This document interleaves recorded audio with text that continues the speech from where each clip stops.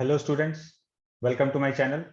आज हम लोग सॉल्व करने वाले हैं कंसेप्ट ऑफ फिजिक्स के Newton's laws of motion chapter से सब्जेक्टिव एक्सरसाइज का क्वेश्चन नंबर 37। तो स्टार्ट करते हैं। क्वेश्चन में गिवन है a monkey is climbing on a rope that goes over a smooth light pulley and supports a block of equal mass at the other end. Show that whatever force the monkey exerts on the rope, the monkey and the block move in the same direction with equal acceleration. If initially both were at rest, their separation will not change as time passes. ठीक है, समझते हैं। इस question में calculation करने के लिए बहुत कुछ नहीं है, बस सिचुएशन को समझना है और उसका फील लेना है। दोनों का मास इक्वल है।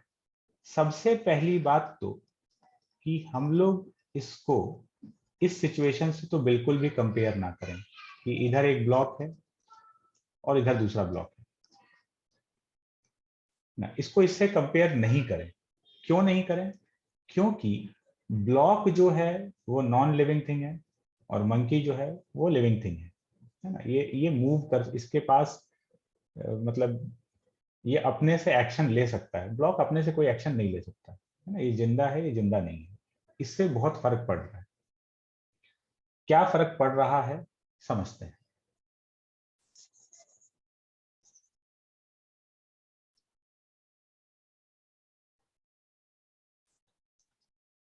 सबसे पहले हम लोग मैथमेटिकली बात करते हैं। जो क्वेश्चन में बोला है वो तुरंत प्रूव हो जाएगा, बट उसको समझने के लिए फिर हम लोग सिचुएशन, अलग अलग कुछ सिचुएशन देखेंगे। जैसे यहां पर सपोज टेंशन है टी, नीचे वेट mg, यहां टेंशन टी और इसका भी वेट mg। अब दोनों साइड में FBD एकदम सेम है। इस ब्लॉक को देखो, इस पर टेंशन टी ऊपर लग रहा है, नीचे mg। तो मान लेते कोई एक ज्यादा होगा, या तो टी ज्यादा है या mg ज्यादा है। तो ये ब्लॉक किसी एक डायरेक्शन में एक्सेलरेट कर रहा होगा, इधर अपवर्ड या डाउनवर्ड। सपोज अपवर्ड जा रहा है।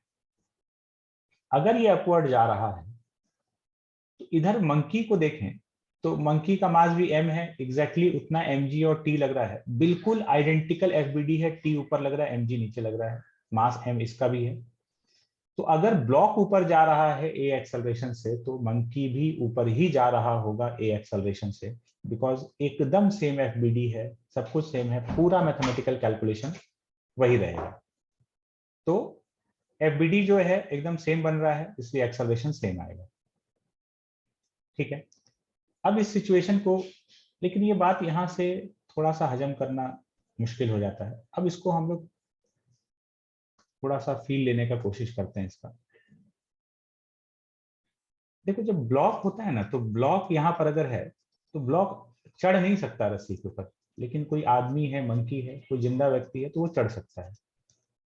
जरा इस सिचुएशन को देखो एक बार।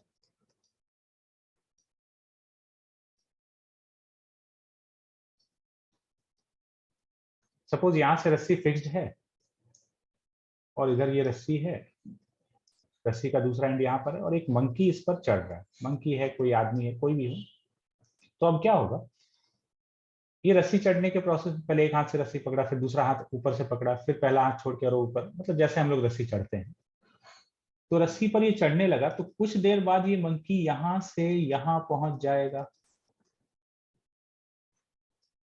है ना। ब्लॉक ये काम नहीं कर सकता अपने से।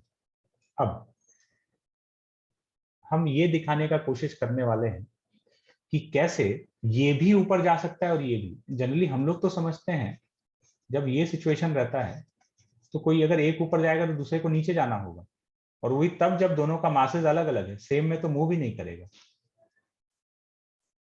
लेकिन यहां कहानी कुछ और है, एक तरफ मंकी है और एक तरफ ब्लॉक है। तो अब समझना बात को, जब ये ऊपर चढ़ने लगा रस्सी पकड़ पकड़ के, जो भी चढ़ने का प्रोसेस होता है, तो इसका पोजीशन चेंज होने लगा। ब्लॉक ये काम नहीं कर सकता है।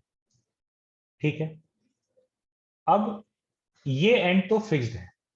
अब सोचो कि ये एंड फिक्स्ड नहीं होता और यहां पर एक ब्लॉक कनेक्टेड है। ठीक है। यहां पर अगर एक ब्लॉक कनेक्टेड है तो जब ये ऊपर चढ़ रहा होगा तो ये रस्सी ऐसे स्लाइड होकर नीचे आने लगेगा। ठीक है, रस्सी स्लाइड होकर नीचे आने लगा। तो अब ये मंकी जो है ये रस्सी के ऊपर चढ़ रहा है और रस्सी स्लाइड होकर नीचे आ रहा है। तो ऐसा समझो कि इसका ऊपर चढ़ने का रेट ज्यादा है और रस्सी के इधर स्लाइडिंग का रेट कम है, तो ओवरऑल मंकी ऊपर चढ़ रहा होगा, है ना। मंकी रस्सी के ऊपर चढ़ा और रस्सी स्लाइड होकर नीचे आने लगा। तो नेट डिस्प्लेसमेंट मंकी का क्या होगा, इसका ऊपर जाना माइनस इसका नीचे आना।